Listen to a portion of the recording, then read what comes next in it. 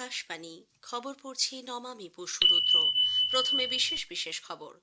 মহারাষ্ট্রের উপমুখ্যমন্ত্রী অজিত পাওয়ার আজ সকালে এক মর্মান্তিক বিমান দুর্ঘটনায় প্রাণ হারিয়েছেন। রাষ্ট্রপতি, উপরাষ্ট্রপতি, প্রধানমন্ত্রী সহ দেশের বিশিষ্ট নেতৃবৃন্দ তাঁর মৃত্যুতে শোক প্রকাশ করেছেন। সংসদের বাজেট অধিবেশন আজ শুরু হয়েছে। উভয় কক্ষের যৌথ অধিবেশনে রাষ্ট্রপতি বলেছেন, বর্তমান সরকার সামাজিক ন্যায় সুনিশ্চিত করতে দায়বদ্ধ। প্রধানমন্ত্রী আজ নতুন দিল্লিতে জাতীয় সমর শিক্ষার্থী বাহিনীর বার্ষিক এনসিসি পিএম র্যালিতে ভাষণ দেবেন। পশ্চিমবঙ্গকে বাংলাদেশ বানানোর চেষ্টা চলছে বলে বিজেপির সর্বভারতীয় সভাপতি নীতিন নবীন মন্তব্য করেছেন। বাংলাদেশে ফের একবার হিন্দু হত্যার খবরে চাঞ্চল্য ছড়িয়েছে। বিশাখাপত্তনমে 5 ম্যাচের টি-20 ক্রিকেট সিরিজের চতুর্থ খেলায় ভারত আজ নিউজিল্যান্ডের মুখোমুখি হবে। আসছে বিস্তারিত খবরে। মহারাষ্ট্রের পুনে জেলায় বারামতিতে আজ সকালে এক মর্মান্তিক বিমান দুর্ঘটনায় রাজ্যের উপমুখ্যমন্ত্রী অজিত পাওয়ার প্রাণ হারিয়েছেন। অসামরিক বিমান পরিবহন কর্তৃপক্ষ ডিজিসিএ জানিয়েছে, এই দুর্ঘটনায় 6 জনের মৃত্যু হয়েছে। অজিত পাওয়ার পঞ্চায়েত সমিতি ও জেলা পরিষদের নির্বাচনে এক জনসভায় অংশ নিতে মুম্বাই থেকে বারামতি যাচ্ছিলেন। বিমানটি বারামতি বিমানবন্দরে অবতরণের সময় অদূরে একটি মাঠের মধ্যে ভেঙে পড়ে। ওই বিমানে মহারাষ্ট্রের উপমুখ্যমন্ত্রী, 2 নিরাপত্তা কর্মী ও 2 বিমান চালিকা ছিলেন। ডিজিসিএ জানিয়েছে, এই দুর্ঘটনায় কেউই জীবিত নেই। পুলিশ সুপার সন্দীপ সিং গিল বলেছেন, বিমানটি মারাত্মকভাবে ক্ষতিগ্রস্ত হয়েছে। দুর্ঘটনাস্থল থেকে 3টি দেহ উদ্ধার করে হাসপাতালে পাঠানো হয়েছে। তাদের দেহ এখনো আনুষ্ঠানিকভাবে চিহ্নিত করা যায়নি। তদন্তে এই দুর্ঘটনার কারণ উঠে আসবে বলে মনে করা হচ্ছে।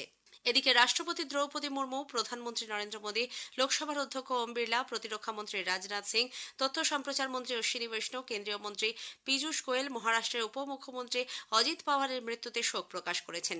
রাষ্ট্রপতি মুর্মু এক সোশ্যাল মিডিয়া পোস্টে বলেছেন, মহারাষ্ট্রের বিভিন্ন ক্ষেত্র সহ সমবায় ক্ষেত্রে তাঁর উল্লেখযোগ্য অবদানের জন্য চিরকাল মানুষ শ্রী পাওয়ারকে মনে রাখবে। রাষ্ট্রপতি অজিত পাওয়ারের মৃত্যুকে দুর্ভাগ্যজনক ও অপূরণীয় ক্ষতি বলে বর্ণনা করেন। রাষ্ট্রপতি শ্রী পাওয়ারের পরিবার ও অভিশপ্ত বিমানে অন্য যাত্রীদের পরিবারের প্রতিও শোক ও সমবেদনা জ্ঞাপন করেছেন। রাষ্ট্রপতি দ্রৌপদী মুর্মু বলেছেন, সরকারের সুদৃঢ় নীতি এবং উদ্যোগ দেশে কৃষি উৎপাদনের হারকে ত্বরান্বিত করেছে। বাজেট অধিবেশনের প্রথম দিনে সংসদের উভয় কক্ষের যৌথ অভিভাষণে রাষ্ট্রপতি বলেন, খাদ্য এবং উদ্যান পালনের ক্ষেত্রে রেকর্ড উৎপাদন হয়েছে। যেসব শস্যের চাষ অন্যান্য ফসলের তুলনায় পিছিয়ে আছে, তাদের উৎপাদন বাড়াতে সরকার কাজ চালিয়ে যাচ্ছে। वर्ष 2024-25 में खाद्यान्न और बागवानी की फसलों में रिकॉर्ड उत्पादन हुआ है। सरकार इन फसलों का भी उत्पादन बढ़ाने के लिए काम कर रही है, जिसमें अभी तक हमारा कृषि क्षेत्र पीछे था। सरकार की मंशा है कि इससे कृषि उत्पादकों का आयात भी कम हो। खाद्य तेल, तिलहन और दलहन से जुड़े नेशनल मिशन के कारण इन क्षेत्रों में देश आत्मनिर्भरता की ओर बढ़ रहा है। इसके बल पर 2024-25 में देश में ऑयल सीड फसलों का उत्पादन भी बढ़ा है। চলতি দশকের শেষ নাগাদ পুনর্নবীকরণযোগ্য শক্তি ক্ষমতা 500 গিগাওয়াটে পৌঁছানোর লক্ষ্যমাত্রা ভারত অবশ্যই অর্জন করবে বলে প্রত্যয় ব্যক্ত করেন তিনি। রাষ্ট্রপতি বলেন, গত 11 বছরে দেশের উত্তর পূর্বাঞ্চলে 7,200 কিলোমিটারের বেশি জাতীয় সড়ক তৈরি হয়েছে।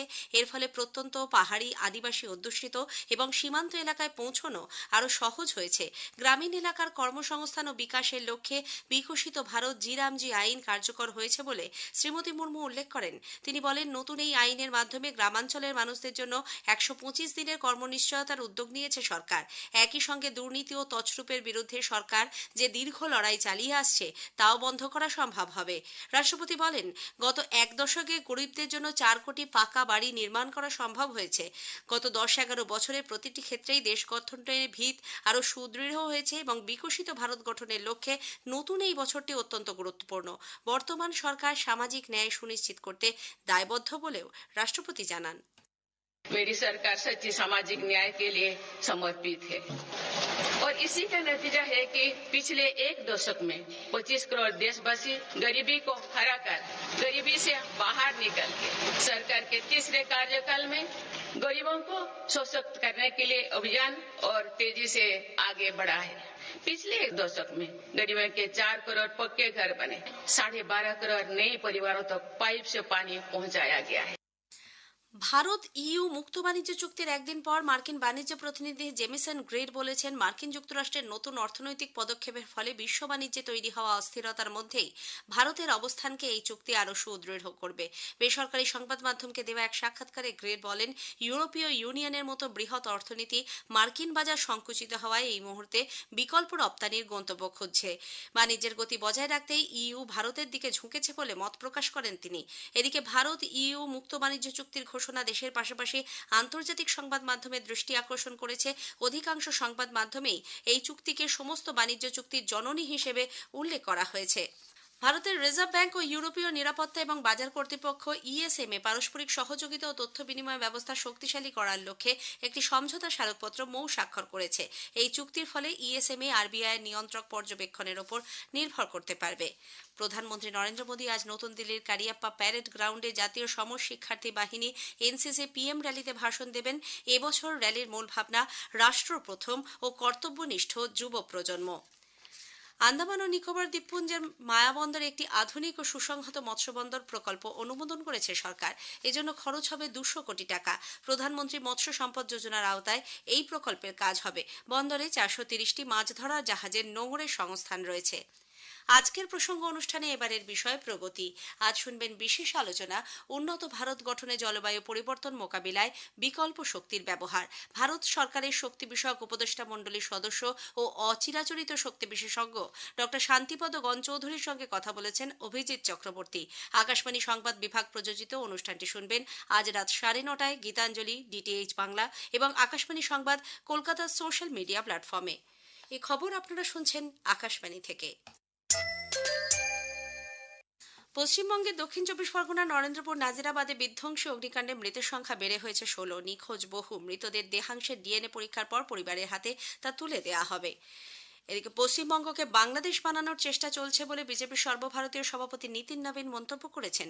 দুদিনের রাজ্য সফরের অন্তিম দিনে আজ দুর্গাপুরে দলীয় কার্যকর্তাদের সঙ্গে এক বৈঠকে তিনি বলেন, রাজ্য সরকারের মদতে বাংলাদেশি অনুপ্রবেশকারীদের দেশে ঢোকানো হচ্ছে। पूरी तरह से चौकन्ना रहने की जरूरत है मित्रों, क्योंकि हम देख रहे हैं जिस प्रकार से घुसपैठियों की तरफदारी करने वाली सरकार यहाँ बैठी है, जिस प्रकार से करोड़ों हिंदुओं के साथ सनातन परंपराओं के साथ चोट करने वाली सरकार यहाँ बैठी है, प्रयास कर रही है कि फिर से बंगाल को बांग्लादेश में ले जाए। लेकिन हम किसी भी प्रकार की कुर्बानी देने को तैयार हैं, लेकिन किसी भी हाल में बंगाल को बांग्लादेश में नहीं मिलने देंगे और बंगाल की सुरक्षा के प्रति अपनी संकल्प को दोहराते हैं। বাংলাদেশের কুড়িগ্রামে মধুচন্দ্র শীল নামে এক ব্যক্তির মৃত্যুতে চাঞ্চল্য ছড়িয়েছে। গত কয়েক মাস আগে বেশ কয়েকটি হিংসাত্মক ঘটনায় সে দেশের সংখ্যালঘু সম্প্রদায়ের মানুষের প্রাণহানিতে উদ্বেগ বাড়ছে। পুলিশ ও স্থানীয় সূত্রে জানা গেছে, নিহত মধুচন্দ্র শীল প্রতিবেশী আবেদ আলীর পরিবারের সঙ্গে জমির মাপজোক সংক্রান্ত বিবাদে দীর্ঘদিন জড়িয়েছিলেন। এই ঘটনায় অভিযুক্ত আশরাফ আলীকে পুলিশ গ্রেপ্তার করলেও এর সঙ্গে যুক্ত অন্যদের আটক করা যায়নি। ডিজিটাল যুগে ব্যক্তিগত তথ্য এবং গোপনীয়তা রক্ষার গুরুত্ব সম্পর্কে সচেতনতা বৃদ্ধির লক্ষ্যে আজ পালিত হচ্ছে আন্তর্জাতিক তথ্য গোপনীয়তা দিবস। বিশ্বের প্রথম আইনত বাধ্যতামূলক আন্তর্জাতিক তথ্য সুরক্ষা চুক্তি কনভেনশন 108 স্বাক্ষরের স্মরণে কনভেনশন অফ ইউরোপের এটি সূচনা করে। কেন্দ্রীয় সরকার দেশ জুড়ে জল সংরক্ষণের জন্য 32,000 কোটি টাকা বরাদ্দ করেছে। জলশক্তি মন্ত্রী সিআর পাতিল গতকাল নতুন দিল্লিতে জল সরবরাহ, স্বচ্ছতা ও স্বাস্থ্যবিধি রক্ষায় যুক্ত কর্মীদের ওয়াশ ওয়ারিয়ার্সদের বলে উল্লেখ করেন। তিনি জানান, এমজিনরেগার 65% বরাদ্দ জল সংরক্ষণ সংক্রান্ত কাজে ব্যবহৃত হবে। আবহাওয়া দপ্তরের পক্ষ থেকে দিল্লি, হরিয়ানা, পাঞ্জাব, চণ্ডীগড়, হিমাচল প্রদেশ, উত্তরপ্রদেশ, মধ্যপ্রদেশ, রাজস্থান ও বিহারে আগামীকাল পর্যন্ত ভারী কুয়াশার পূর্বাভাস দেওয়া হয়েছে। আগামী 2-3 দিন হরিয়ানা, হিমাচল প্রদেশ, পাঞ্জাব, চণ্ডীগড়, দিল্লিতে শৈত্যপ্রবাহের সম্ভাবনা থাকছে। 5 ম্যাচের টি-20 সিরিজে চতুর্থ খেলায় ভারত আজ নিউজিল্যান্ডের মুখোমুখি হবে। বিশাখাপত্তনমে খেলা শুরু সন্ধ্যে 7টায়। এর আগেই ম্যাচেই সিরিজ জয় নিশ্চিত করেছে ভারত। 5 ম্যাচের সিরিজে ভারত 3-0 এগিয়ে রয়েছে। শেষ করার আগে খবরের বিশেষ কিছু অংশ আরও একবার। মহারাষ্ট্রের উপমুখ্যমন্ত্রী অজিত পাওয়ার আজ সকালে এক মর্মান্তিক বিমান দুর্ঘটনায় প্রাণ হারিয়েছেন। রাষ্ট্রপতি, উপরাষ্ট্রপতি, প্রধানমন্ত্রী সহ দেশের বিশিষ্ট নেতৃবৃন্দ তাঁর মৃত্যুতে শোক প্রকাশ করেছেন। সংসদের বাজেট অধিবেশন আজ শুরু হয়েছে।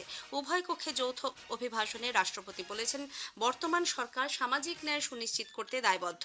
প্রধানমন্ত্রী আজ নতুন দিল্লিতে জাতীয় সমর শিক্ষার্থী বাহিনীর বার্ষিক এনসিসি পিএম র্যালিতে ভাষণ দেবেন। পশ্চিমবঙ্গকে বাংলাদেশ বানানোর চেষ্টা চলছে বলে বিজেপি সর্বভারতীয় সভাপতি সভাপতি নীতিন নবীন মন্তব্য করেছেন।